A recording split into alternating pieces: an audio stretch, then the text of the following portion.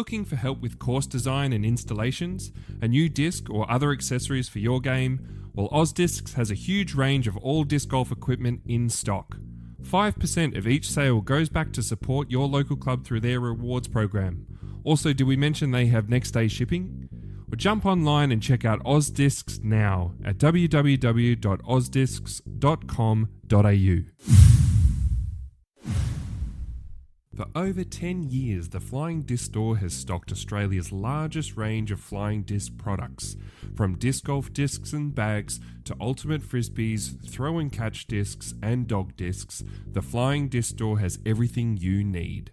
As part of our support of the Tee-Off, the Flying Disc Store would like to provide Tee-Off listeners with 5% off any purchase in the store.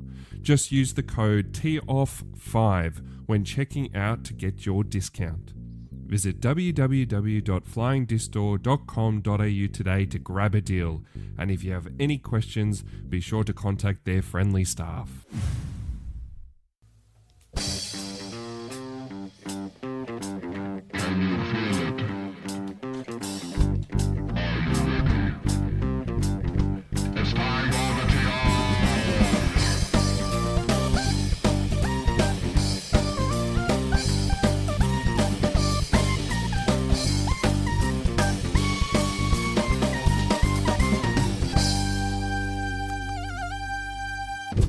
And welcome back to the Tee-Off, an Australian podcast about the awesome sport of disc golf. My name is Paddy Robinson. This is episode 76, and I'm in the booth with Tim and Fergie. How are you, fellas? Good. Very good. Good 2 weeks? Very good, mate. All right. We've got all 3 seasons in Melbourne and Geelong this week. So we've gone from like 35-degree sunny weather to now it's winter, apparently. Yeah. Yep. Actually, on the drive home, I was thinking about that Paul Rudd meme, where, how he's like, "Look at us, because I was like, "Hey, look at us. We are to the T 2 weeks since the last episode. So look at us, Mate, I'm proud. I'm very, very, very proud. We've done all right. It almost didn't happen though. Let's be honest. Yeah, we've got a big week of commentary coming up, which is going to be exciting. But I cracked the whip out to get you boys into shape because it was. Can we postpone it? No, boys. We committed to 2 weeks. Let's get cracking on it. No, but good point, Fergie. We do have a big week of commentary. We are doing the comms for the Sizzler. The Park boys have been working pretty hard to get that footage out in this time frame. So yeah, stoked to be a part of that again this year. So looking forward to that. 3 rounds of 22 holes on a massive track out at Canberra, and plenty of lamb shanks. I'm sure the boys will get some good footage out of that. Yeah, I witnessed a couple of fresh hot lamb shanks. So have we discussed the whole lamb shanks thing? I can't remember whether we did that or not. I don't know, we have, but so Park Media have a segment on their Park Clubhouse, which is my favourite segment. To be honest, it's the only segment that I do watch. But it's the one where people can send in clips of their mates just absolutely shanking the disc off the tee or wherever they may be throwing, in their backyards a lot of the time. Yeah. And it's called Lamb Shanks, and it's must-view content as far as I'm concerned. But it is a goat on the video. Yeah, so it's Lamb Shanks, but I'm pretty sure that is a goat. That is a goat. Which is, in fact, that's a lamb shank in itself. Is a baby goat a lamb as well? No, it's a kid. Oh, it's a kid. That's right. Okay. Yeah. So kid shanks. Kid shanks. It doesn't have the same ring to it, does it? Okay. The fact that it's called Lamb Shanks and it is... I mean, maybe it is a lamb, but it is definitely a goat. It's a bloody good segment, though, isn't it? It's so good. It's so good. Watching Huss hit that little shelter. That's amazing. Fantastic. Yeah. I rewatched that a few times. I even showed that to Freddie. He enjoyed that one too. So good. Yeah. But no, really looking forward to this week and getting back on the comms. Another quick shout out to the Flying Disc Store and OzDisc jumping back on, supporting the pod again for some advertising this year. So good stuff, Fergs. Good stuff. Haydos and Nicole at OzDisc. That's I didn't know we were doing it actually. No. 3 years running now, I think, actually. Yeah, unreal. Wanted to also mention the Patreon is getting back up and running properly, and we've got some merch coming out soon this year. Going to look at some pins and maybe something else in the works there. So that's pretty exciting too. So if you're interested, drop us a line. That's always good. And jump onto the Patreon too, because that's where it'll get released first. Anything else? No, let's get cracking. All right. Straight into some news. What's news around the world, around Australia? What's news? What's happened and who's spoken? Alrighty, boys, we've got the scoop once again because it just wrapped up this morning. The Disc Golf Pro Tour Prodigy presents Waco in Texas. I think we've all watched it now. Adam Hammers absolutely clutched up late and clinched his 4th Disc Golf Pro Tour win with a one-shot victory over Simon Lizotte. Yeah, he's going to have to change his shirt. Yeah, that's right. He's got a 3 on the back. He's wearing a 3-time. Oh. Yeah. His 4-time now. He's going to enjoy that 4-time luck that we know is true for all the people that have the prestige of winning 4 major events. Paddy, were you 4-time or 3-time? Are we talking champs? Champs. Champs is 3-time. Oh, mate. I can only imagine how much luck you get with maybe I need because I've witnessed your 3-time luck on many occasions. Maybe I need to get a shirt with a 3 on it and I might win a 4th. Who knows? Who knows? You should see how much MA1 Aussie champ love I get. Oh, heaps? Yeah, it's the opposite. That's top of the trays type stuff? Yeah. Yep. When was that? 1980s? Yeah, probably. Who'd you beat in MA1? I was 7. Who did you beat? No one. No, I forget. I think maybe, I don't know who was in there. Albert Munoz or, I don't know. Yeah. It was a pretty small field, let me tell you that. Smashed him, Fergs. You absolutely smashed him. Anyhow. Rounding out the podium, we had Nico LeCastro and Evan Smith in a tie for 3rd place, which is not 2 names you'd probably expect to see right up the tippy top. I mean, I'm not too surprised to see Nico. He seems to like this stretch. I mean, he was the defending champ as well. So that was good to see. But Evan Smith, granted, like he was maybe sitting in that 20 to 30, had some good tournaments last year. It's great to see him catch a podium already so early this year. He gets forgotten about because, one, I reckon he kind of reminds me of Braden Sides, so I always get them too confused. And there's Evan Scott. Yeah. So he just has a very forgettable name, Evan Smith, which is just unfortunate. He needs to change that. Or Call Evan himself Smith. Albatross. Albatross Smith. One better than Eagle. That'll put your name on Just the top of Ace. people's list. Ace Smith. Ace. Yeah, that'd be pretty sweet. I did have that on the boy name list. Did you really? Yeah. I had Birdie on the girl list, actually. Yeah. Birdies. That's what's his name's dog? What's his name? I'm blanking on his name. What, disc golfer or just a... Yeah, disc golfer. Rigby. It's Rigby's dog's name's Birdie. Right. Can't believe I blanked on Rigby's name. He is not a man you forget, Adam Rigby. But anyway, the last round. So it wasn't actually Nico and Evan that we were really worried about. The stellar fight in the last round was between Hammies, Calvin Heimberg, and Paul Macbeth. And obviously Simon, he was just that ever-present headache on the chase cards, who was 1 hole ahead of those guys. So, it kind of was, it looked like it was Paul's for the grabbing, to be fair, but unfortunately he looked super shaky from C2. So he went at 0% in that last round from C2, 0 from 5. After I talked up his putting last week, he just kept missing high, and then of course he overcorrects and misses low. You could tell he was angry all round. That's scary though, because you know that Paul's going to go out and practice the shit out of that. That's going to eat at him. Absolutely. He had a couple of lamb shanks in the last round too, but the forehand looked good. Calvin looked like he was going to win until it got to hole 17, which is that dog leg to the right sort of hole. Really interesting hole, really cool looking hole. I would definitely take like a 20 on it. It's the one that Jared Stoll throws that massive tomahawk over the top. Yeah. Insane. So Calvin... No, you wouldn't try the Tommy over there? That Tommy looks like it goes so far. I reckon... That's how I would break my body doing that. I think Alan Brunsting's Australia's best Tommy that I know, thrower, and he wouldn't get halfway, to be fair. Are we linking that? Is that in the same boat as Fergie's MA1 win in champs? Yeah, potentially. It's a pretty small boat. Definitely. But anyway, hole 17, Calvin, he went OB off the tee, and then he sort of came back a bit and tried to cut the corner, sort of taking the Jared Stoll route, and he absolutely lamb-shanked it. Did not throw it high enough. Threw it straight OB, no progression, had to rethrow. And he conceded after that, just went around the corner, put it to C2, and luckily hit a C2 putt to save a triple bogey. But, Calvin, unfortunately, not the first time he's bowed out on the final stretch of holes. Why would you try and cut there? Like, you know there's so much gamble on 18 as well. Yeah. Like, and that hole is filled with OB. I don't know if that's... You hit first where of you try really as well about, you get probably I think 2-3 meters short on that tree. I think he knew one of Hammies or Simon was going to push, and be one shot down ahead of him going into that hole, into hole 18. So he knew he had to try and save a miraculous par, but he got nowhere near it, unfortunately. Yeah. And it's another opportunity loss for Calvin, which is very shameful. But Hammies, He certainly wasn't one to let the opportunity slip through his grasp. He pinned hole 7 for the eagle with a perfect flex forehand shot early in the round. Yeah. Unfortunately, went on a bit of a par stretch, but then he birdied out 5 of the last 6 holes for the win. He pinned hole 17. He was sort of out of position, had to throw a flippy forehand, which is when you're throwing a flippy forehand basically directly at the water, hoping that it pops up and swings back to the right. That's gutsy, and he did it to aplomb, just absolutely pinned it.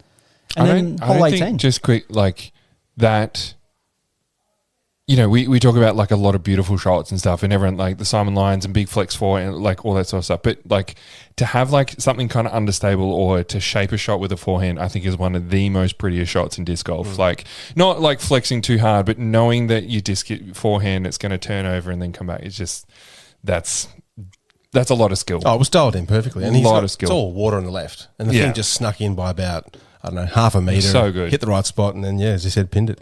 Absolutely awesome stuff. Hit the, whatever you call it, banners around the pole, which is always a good move. Also noticed that spotter jumped over the other side. Yeah, I wonder why they did that. It's in the notes. Let's see. Talking about the spotter that Ezra hit in round 1, didn't you, Paddy? Didn't like that, did you? No, I actually loved that, to be honest, because you know it's good to see it. Like you get why the spotter was there, but it's good to see it like hit someone and stay inbounds and not stay out of bounds. Yeah, I would around. rather see that. I mean, I'm calling the spotter trash if we're going to ease off into our trash or cash category. Because the spotter, they're like, the commentators are like, oh, she had nowhere to go. I'm like, she could have jumped in the water, mate. She should have jumped in the water. Would have made good viewing. It would have made great viewing. That's the whole reason why she got hit by the disc, is because she didn't want to get her feet wet. I would have much rather see her just jump out like a Backflip, dodging a bullet sort of style straight into the water. Would have been sick. But Yeah. What are they paying these spotters? that's it. Weed. So back to Hammies. Yeah. So he's pinned hole 17, goes into hole 18, and he's tied with Simon. But he puts his drive to like 12 meters straight death part on hole 18. Even more so, like instead of like being directly behind, looking at the water all the way, like you know that proper death part. If he was like parallel to the water, like that thing was way worse. He was kind of off to the side, but you know if you're airing at all, like that thing is fading all the way down. All the way down. And behind the basket, there's that dip where it's just literally going to make your disc roll straight down into the water. So would you lay that up? You're tied with Simon and you've got this death part on hole 18. Do you go for the win or do you lay that up and take him on in the playoffs? What was the playoff hole? It was 15 to 18 on repeat, sudden death. Okay. So... Nah, I reckon I would give that a bid every day. Yeah. Because I kind of feel like if he lays up, you're already... that's conceding. Yeah, like, you're already taking that mental like battle there and giving him the advantage. No, spot on. And look, he absolutely clutched up, canned the putt, and you should have seen the joy in his face. It's awesome stuff. So good. And it was his partner, I think, or it was, or a fangirl. She was someone running straight in. Yeah, that's his I think it was partner. Zach Melton, Was it wasn't Nate McQueen?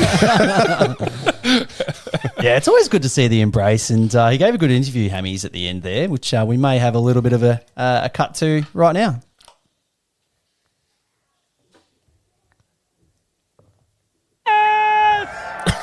Adam, this is one for the record books, man. I mean, this is the lowest scoring day in DGPT history, and you find yourself a champion here in Waco. How does it feel? It feels incredible. This is one of the tournaments that's got me on the last couple holes in the past, and man, to finally get Waco under the belt, it means a lot. I mean, I want to hear about every second of the round, but first, I want to ask you pin the eagle on number 7, and then I believe you went on a 5-hole par streak. Yeah. I mean, what are you going through right there mentally? Yeah, after that eagle, I was like, here we go, let's ride, and it didn't go my way those next 5 holes, saved some good pars. You know, I was always a couple strokes off the lead and just had to keep fighting. You know, you never know what's going to happen out here. I was pinched on 17. I had to like swing my flippy raptor out and over the water into the wind that would slam it, and it was either pin it or lose. So I just trusted the shot, and luckily it got that little lift at the end, hit the koozie and sat. Well, I mean, talk us through the pressure that you're feeling on that 40-footer there for the win. I just told myself, don't fluff it, don't give it a weak bid like you've been missing them all day.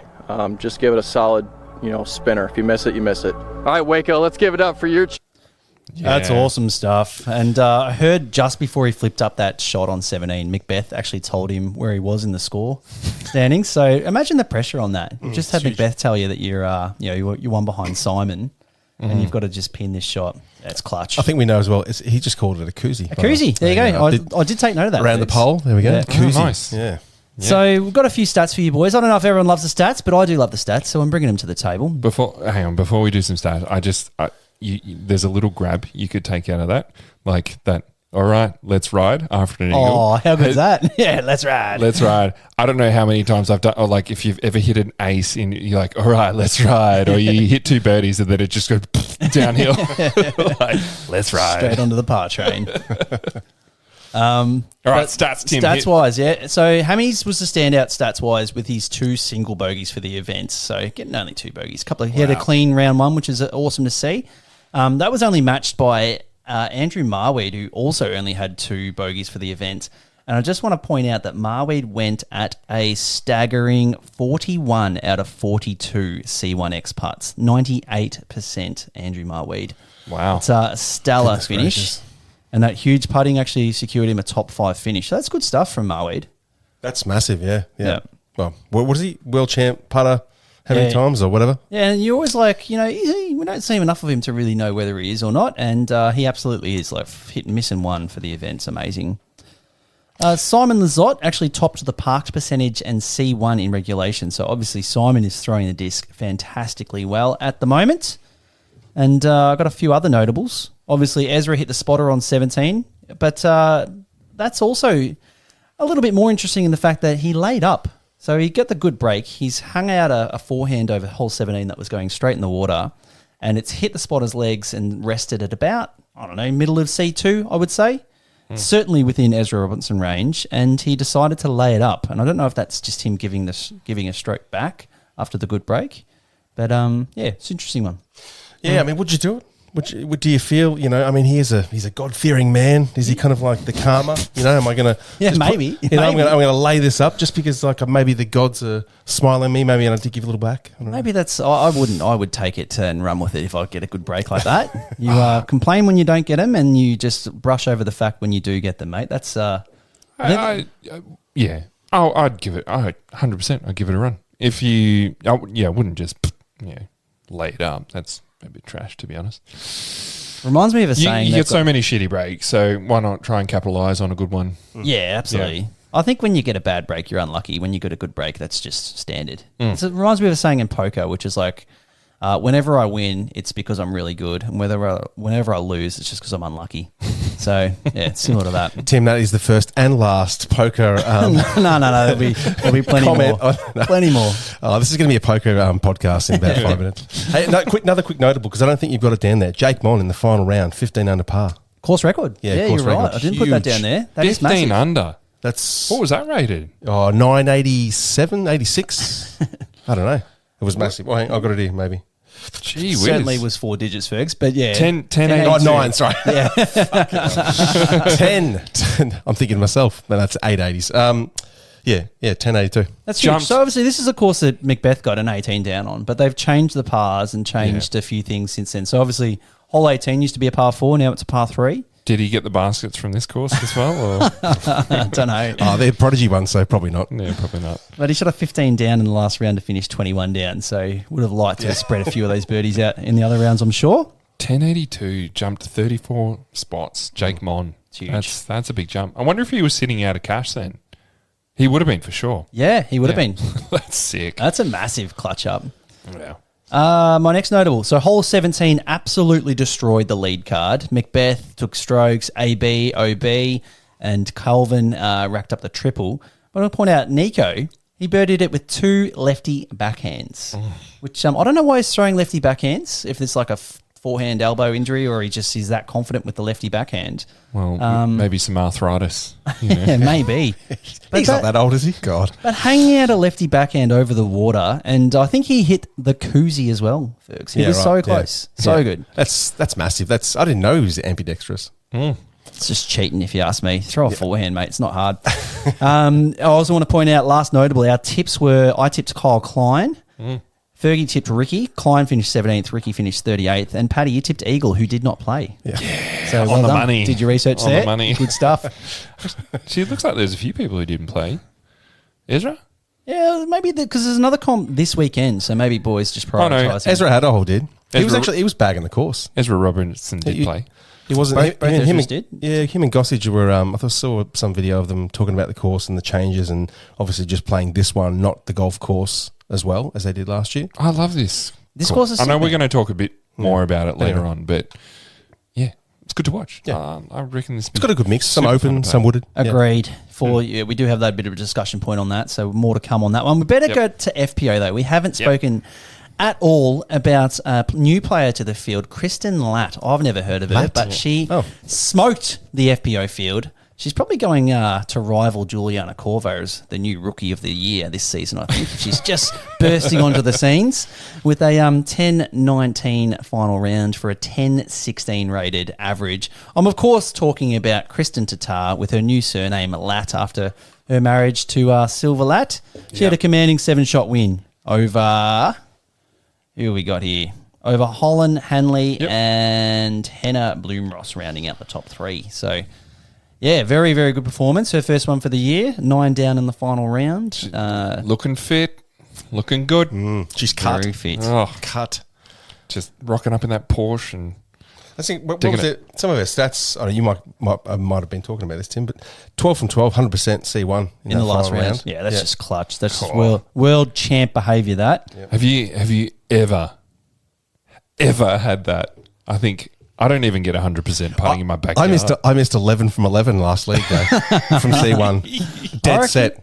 Yeah. Oh wow! You should see. I left that absolute pit marks from driving out of that car park. It's about a foot deep. Got the teeter sideways. So Actually, pissed. there was a blue blur that passed me on the highway, folks. Blue I did teeter. see your car. Yeah. Don't know if I've ever gone at 100%, no. But No.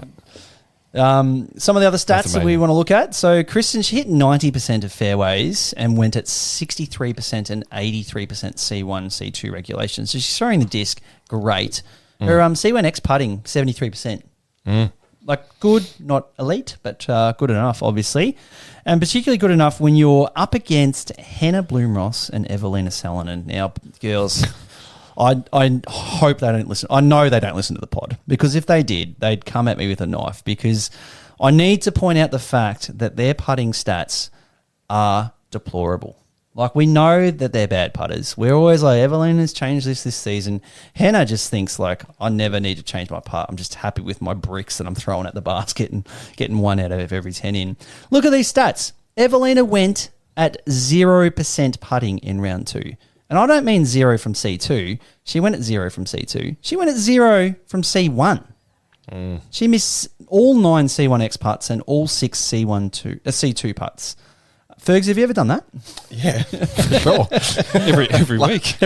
Literally last Thursday night. It's disgusting. It's Yeah, 0%. It tears your little heart out. 0%. What Donuts. What's this? Round Not- 2.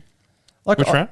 This is round 2 Round for 2. Evelina. Yeah. Oh, okay. Yeah. Yeah. Yeah, that's pretty wild. That's pretty wild. I saw I've had that. a mare. I've had a mare, and I think my percentage came out at 17% C1X. This is 0. She didn't hit 1. Yeah. Close your eyes and throw the disc over your head backwards. You'll get one in, mate. Yep. Anyway, Jeez. so That comparing the hurts. two, Evelina missed 22 C1X putts for the event, and Henna missed 18. And Actually- between them, they hit 0 C2s. This was the event that got her once before as well, like when she was okay. shanking right. Because I remember there was footage of Paul and her going through it at this event. I don't know whether that's something, but She needs to put her mini down, walk 4 feet back, and just have a full backhand run up, because she can hit a line with her backhand drives better than she can putt. She may as well just throw the disc in. I can't stand it, Paddy, particularly Henna, who changes literally nothing about her putt, and it's been shocking for the last, I don't know how many years.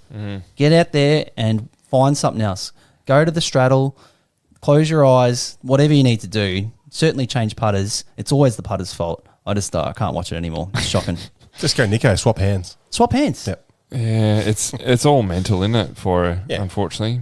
Yeah. I saw. Was it? The video saw of Salonen just absolutely grip lock on one. Just airballing from 3 meters. Yeah. Airballing. There's just something going wrong there. Mm.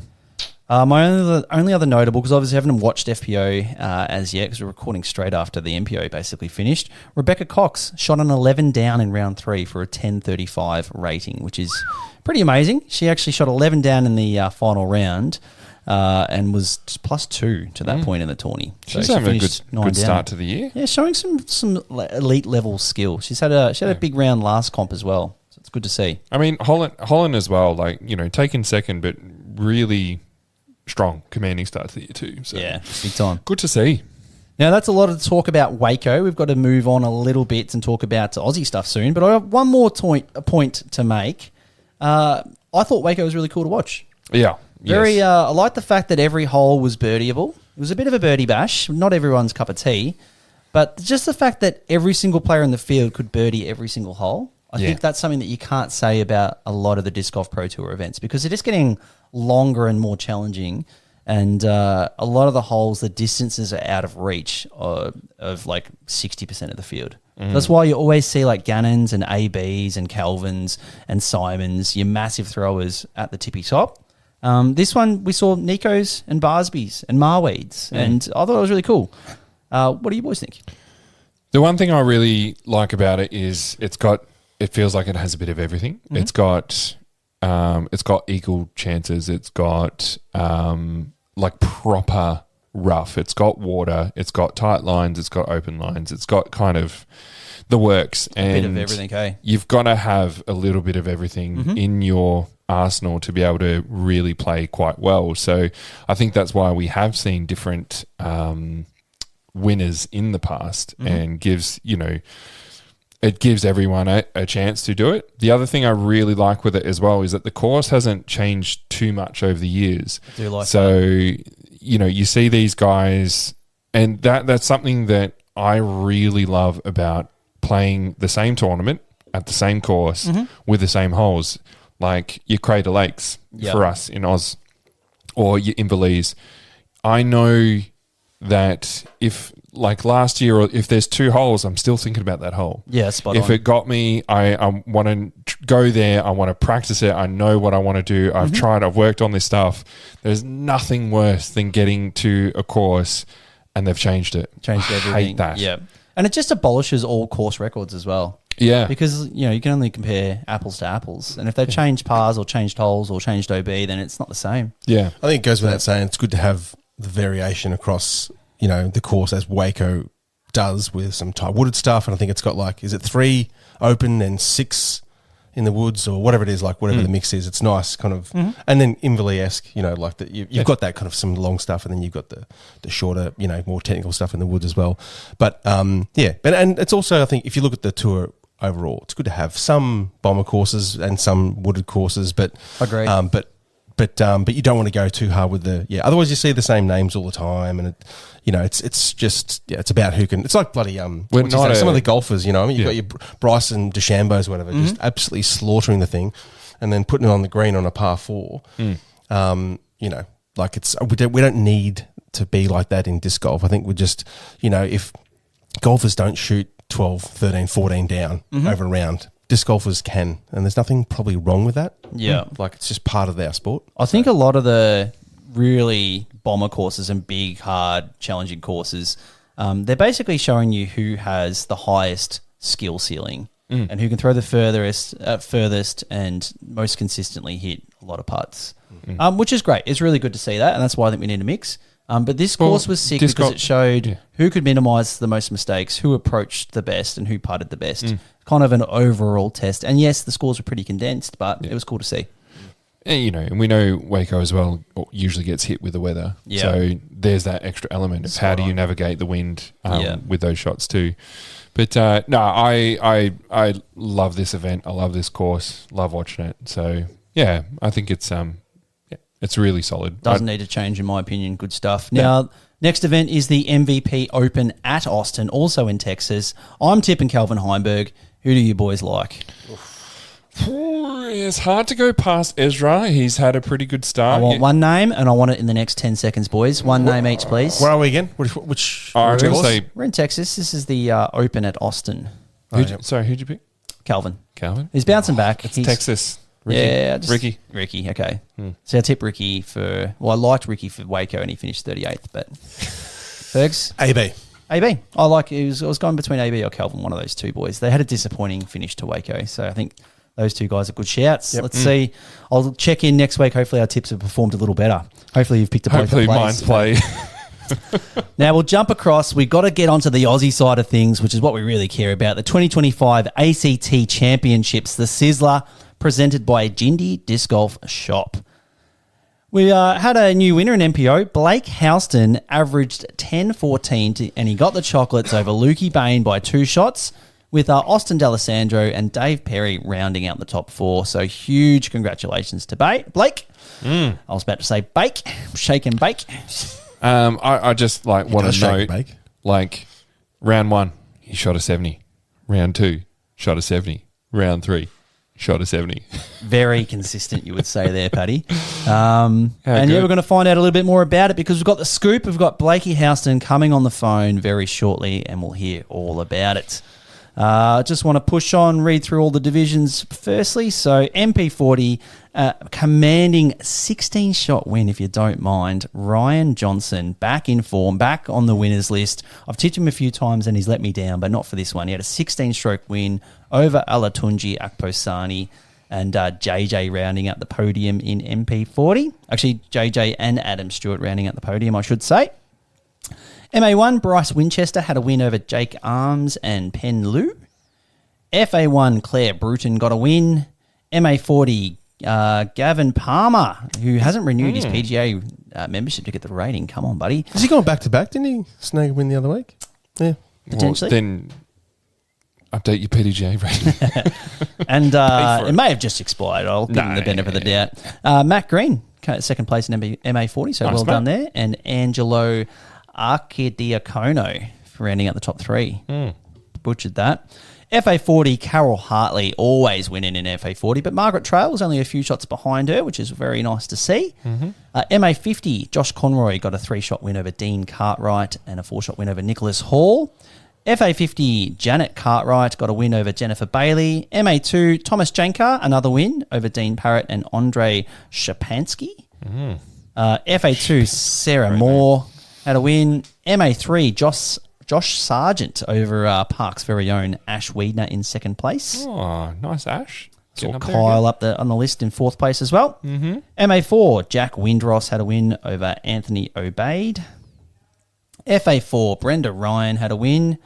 And MJ15, Marcus Davies. So big shout out to all the winners at the Sizzler. You boys went there.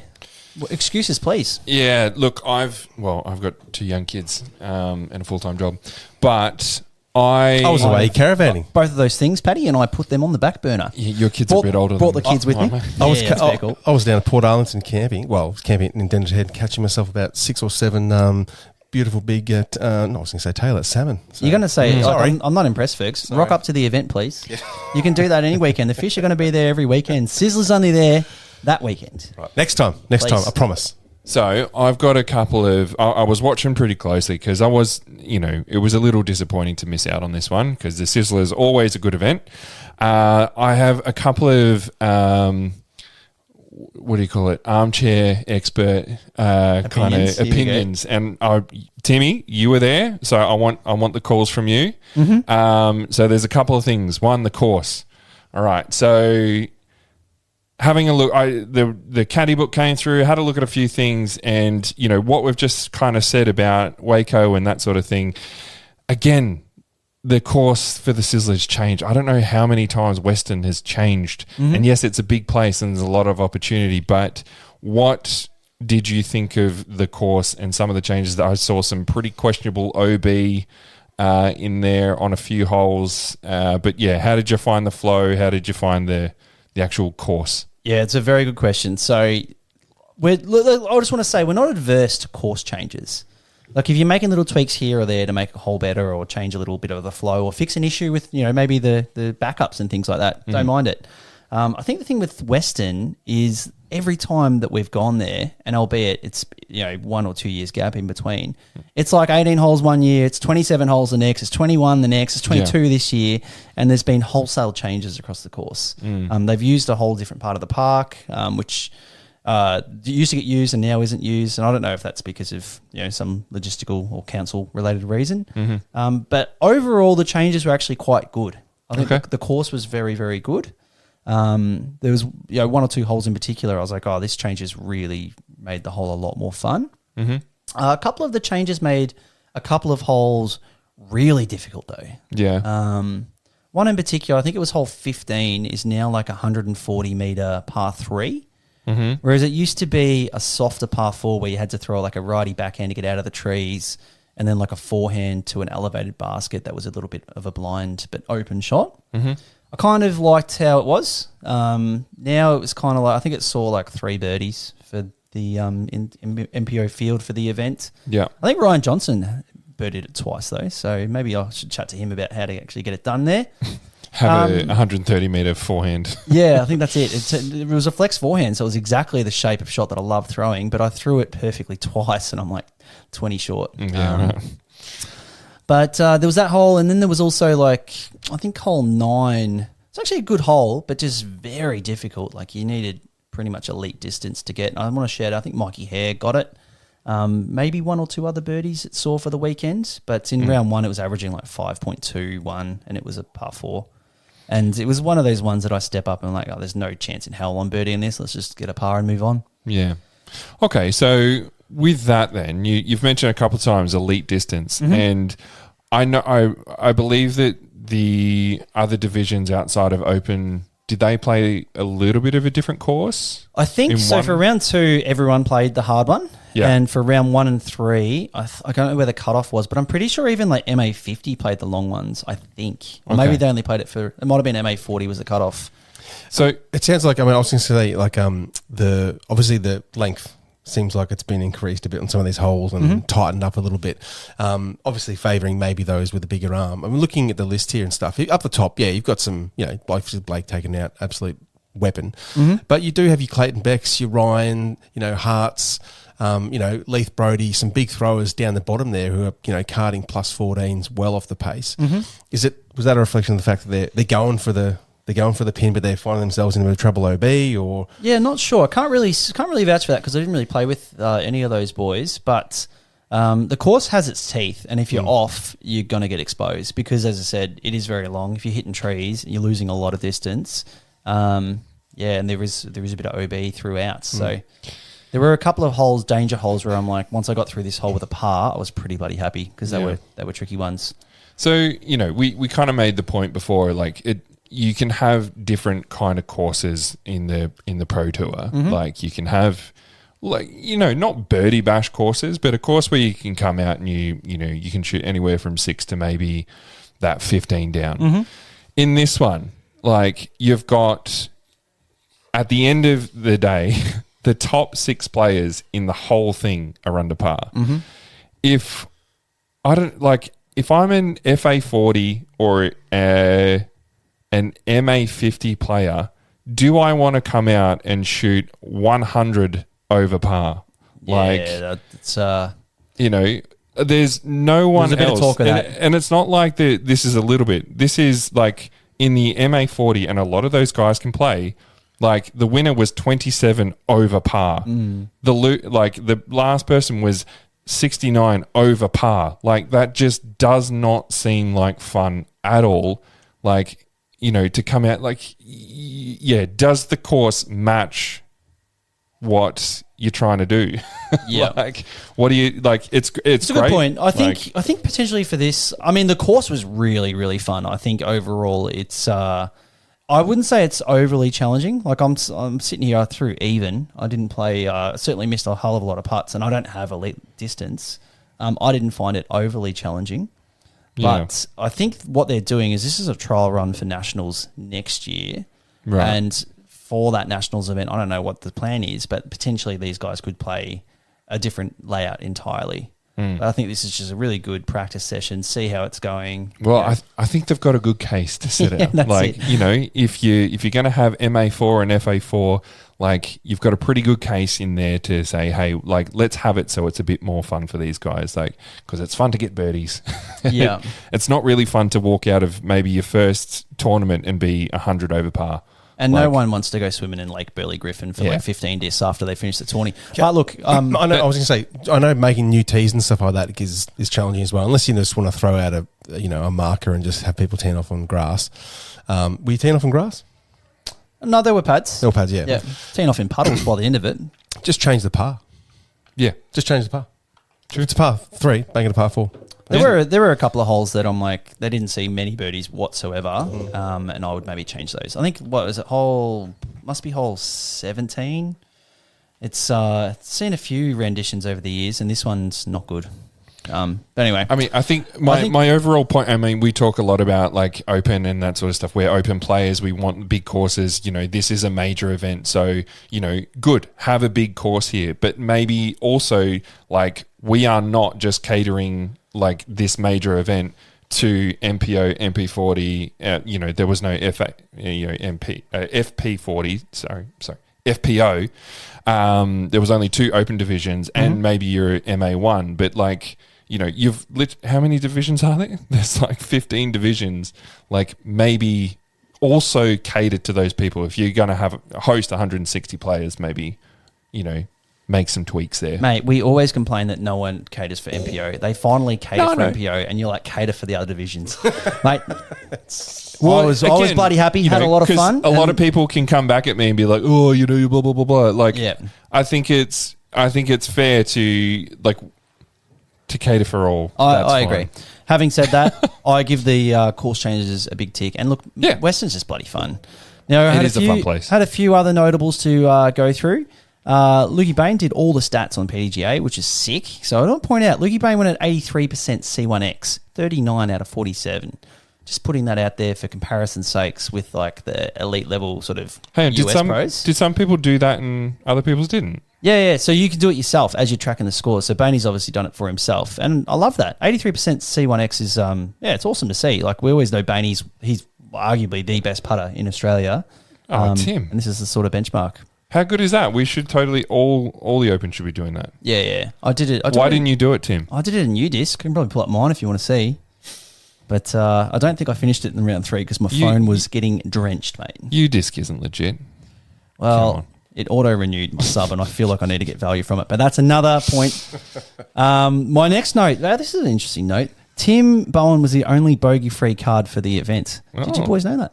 I didn't know that. No bogeys, all No 3 bogeys. rounds. Not many birdies, but no bogeys. For the event? Sounds like pretty boring No. golf to me. Not No. for 3 rounds, mate. I got That's- plenty of bogeys in the end, but for the first round. Oh, for the first round. I was going to say, I'm looking at a different stat here, Tim. Yeah, that's it, mate. That's solid. it. That's Yep. solid. It's a good stat. Nice, Tim. 15% bogey rate. Wow. And that was all in round 2 and 3. Round 3, I just want to point out the Storm rolled through and absolutely destroyed MPO. It really only hit like MPO and maybe like the last card of MA1 and the MP40s maybe.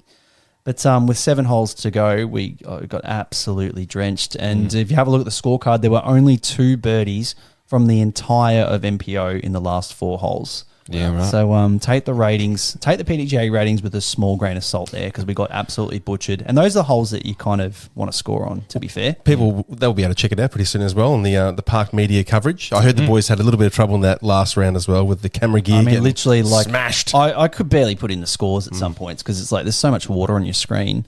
Actually, another thing with that I thought popped up that I thought was interesting that maybe not too many people know, but if you go anything higher than an 18-hole course, it tweaks the ratings. Okay. So, do you remember how we're talking about this? So usually, like maybe on an 18-hole course, like a stroke is anywhere from 8 to 10 points or something like that. But if you go to like a 22 or a 27, that changes. Like the value of a birdie, it gets lower. So 6 points. Yeah, it was just I don't know. I heard that comment made about it as well because there's a couple of people talking about the ratings. I think we've spoken about it in the past, but like we're big fans of rounds and courses being exactly 18 holes. That seems to be the sweet spot. But yeah, the Sizzler obviously was 22. I've got another couple of notes. So Claire Hussey was actually the best performing female player. She had a solid top 10 finish in MP40. So it's always good to see when the girls step up to a different division when they've got no one else to compete against. So well done to Huss. And tipping-wise, I tipped Dave Perry. He obviously finished 4th. Paddy went Jade. He did not play. So that's... He was going to play. That's 2 tips where you've had no one playing there, Paddy. Mate, he pulled out the, morning of? I think it Or was, night yeah. of? He gave his... What happened? I think he's got an elbow injury, I think. Don't geez. quote me on that. But he gave it the absolute to the last second to see if it would come good, and it unfortunately That's a didn't. shame. And Fergie, you went with Dan Frost, who finished just behind me in 7th. That's right. Yep. On your Dan. So, yeah, we're going to bury our tips. Now, the next up in terms of Aussie events, we've got the SA Open at Bel Air. Fergie, we've got your comp at Lake Dewar. Course is looking hard, I hear. Yeah, well, I don't know. Maybe it'll come through about 940, 950 for par. For par? Maybe. Oh, boy. Okay, got to get some birdies. Maybe That's it'll going to be hard for us. It's a permanent course. I'm not doing anything to it. Unfortunately, there's 2 more holes put in, so there's going to be 20 holes. So there you go. I'm giving it. It's a permanent private course, all right? It's a private course.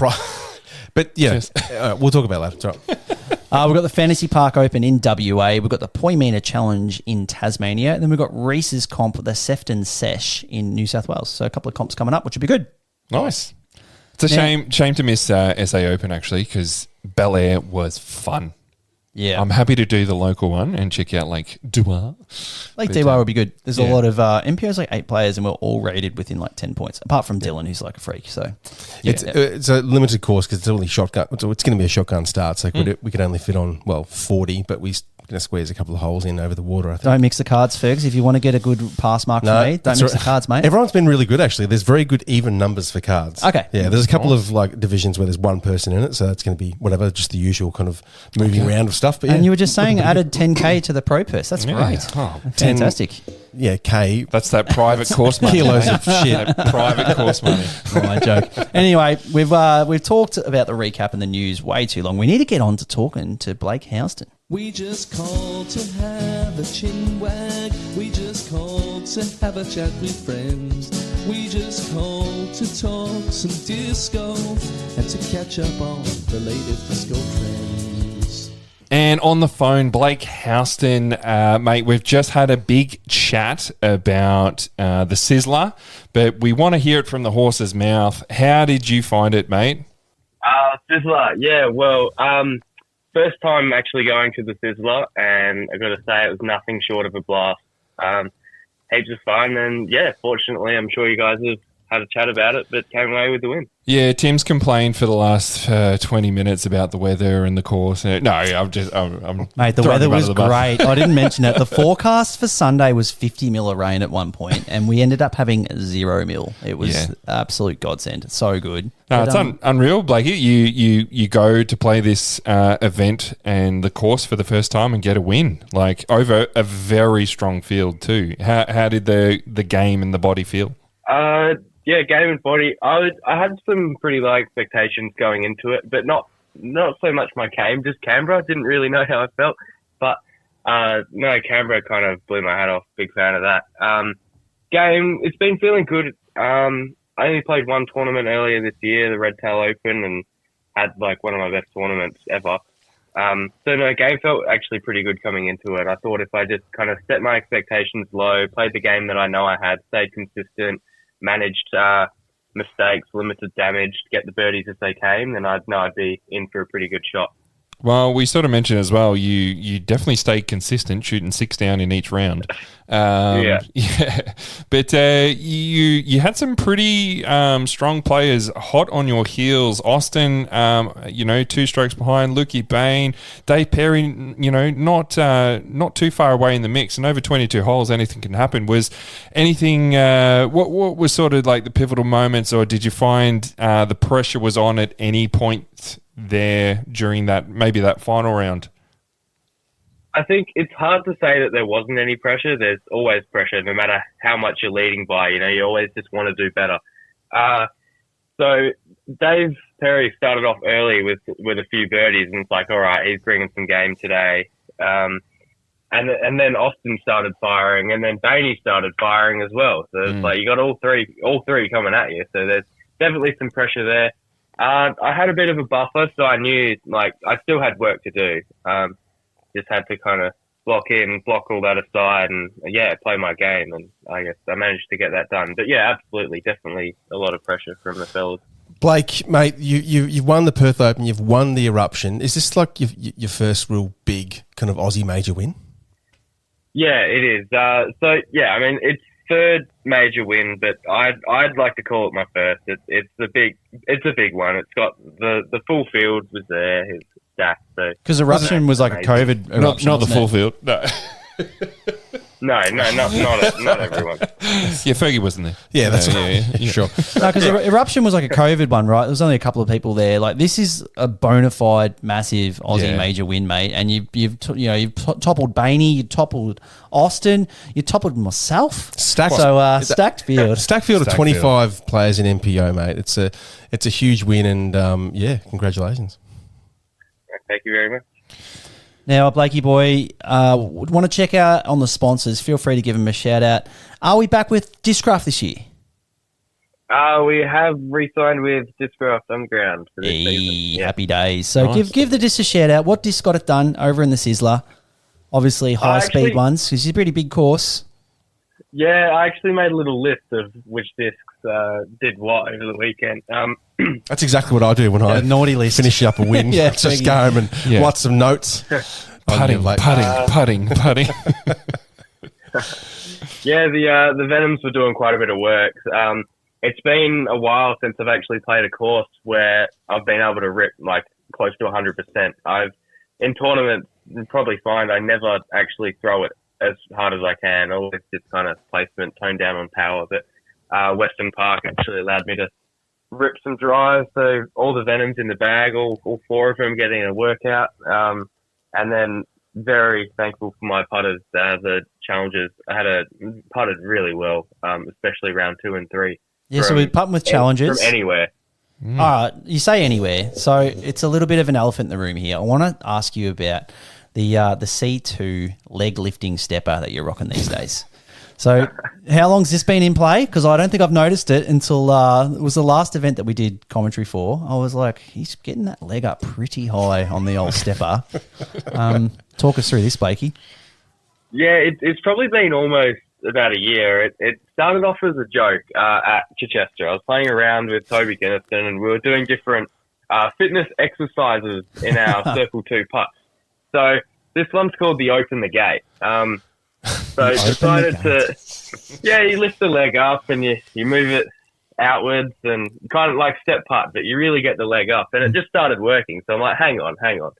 So kind of just stuck with it and it's been working. I use it sometimes I just don't. But no, it's very unique. And I think everyone's got to have something quite unique about their game, so I guess that's one of absolutely. mine. Well, I absolutely love it, and I open the gate as well when I'm playing, but generally it's to the bar. Yeah. That's about all I do.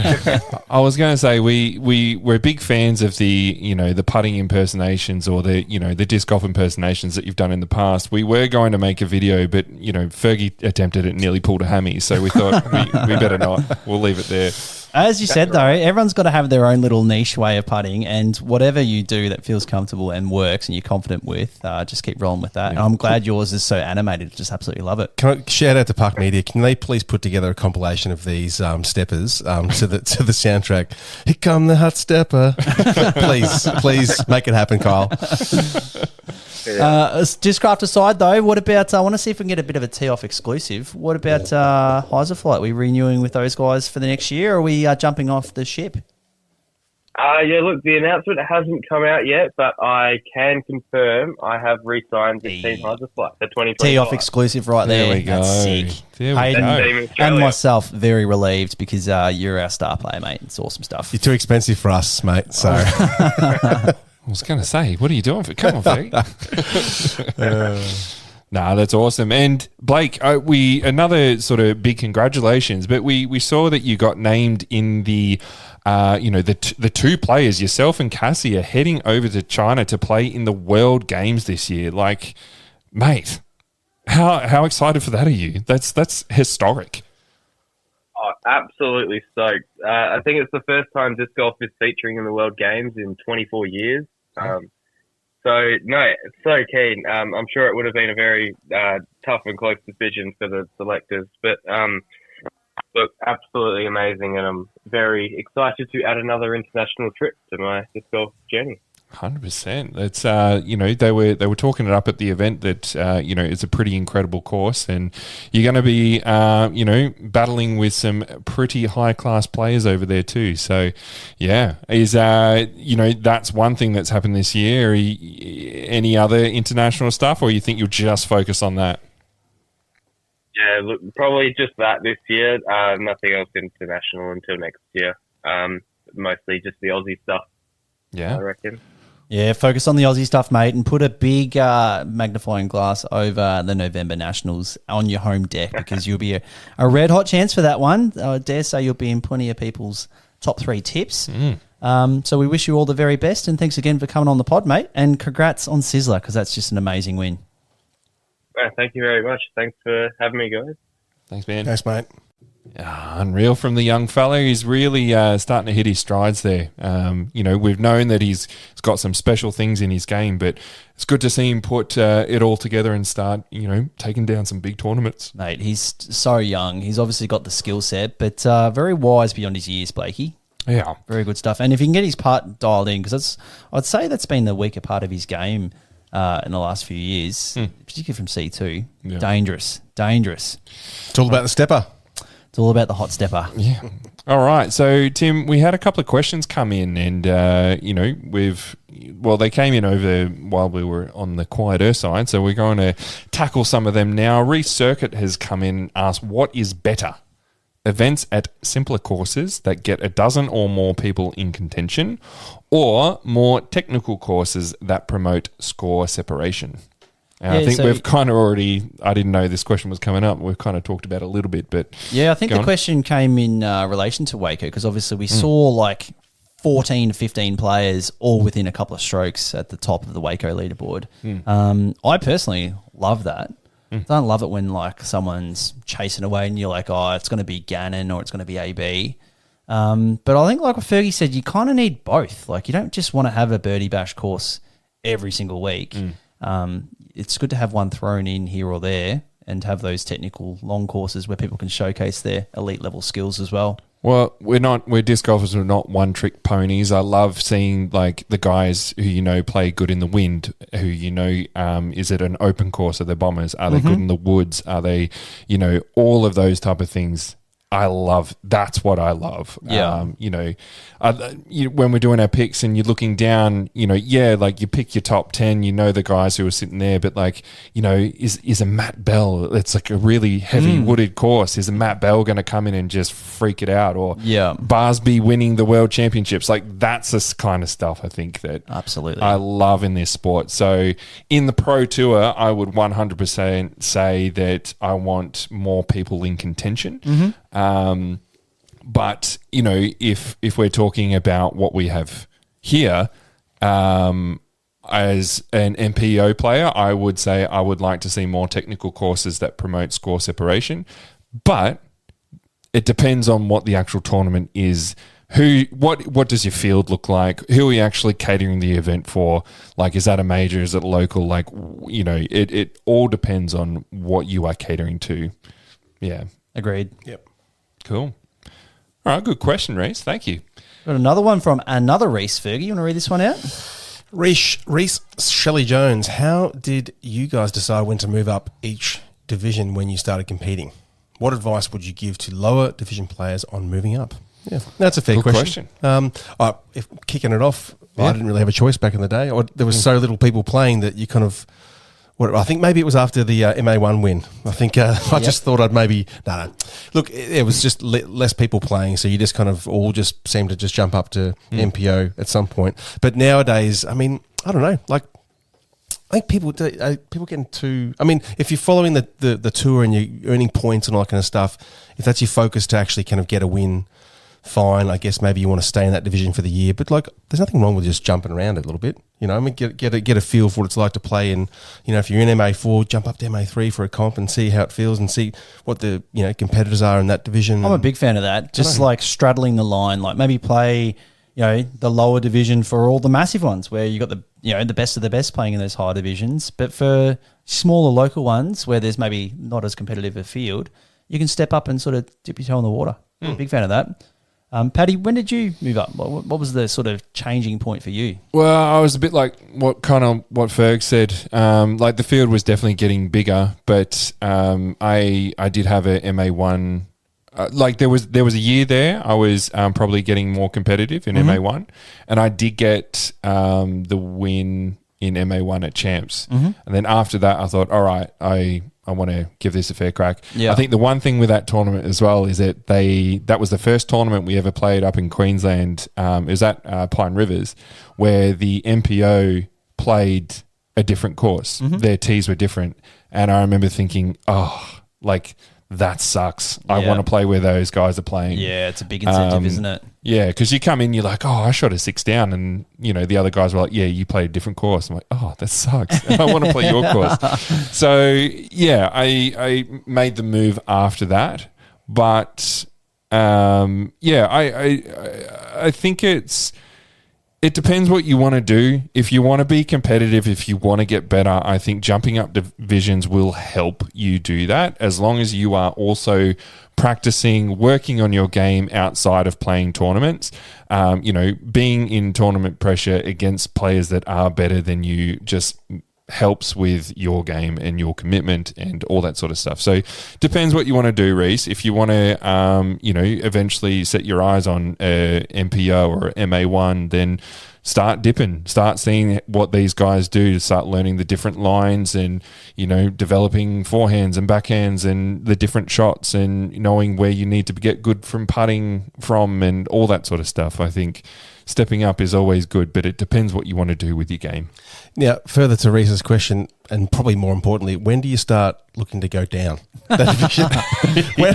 when does that happen? Yeah, I don't know. Yeah. The great Australian way for getting people to move up is just to passively, aggressively call them a sandbagger until they get sick of it and move up. I don't know when you move down, but I've had tourneys literally where I'm like, I'm playing so crap here. I'm like, I'll sneakily have a look ahead at the next event and suss out what MA1 looks like. So I'm just like, I'm not feeling it. I'm hating it. I'm not enjoying myself. I'm making myself feel worse. But I've never stepped back yet. But I'm not to say I won't, but not yet. Is it stepping stepping sideways to go to MP40? Is that kind of like not a step down, but that's just sideways? Yeah, sideways, and that's your birth-given right. When you get old enough, you're allowed to move up, and I will probably be doing that as soon as I possibly can.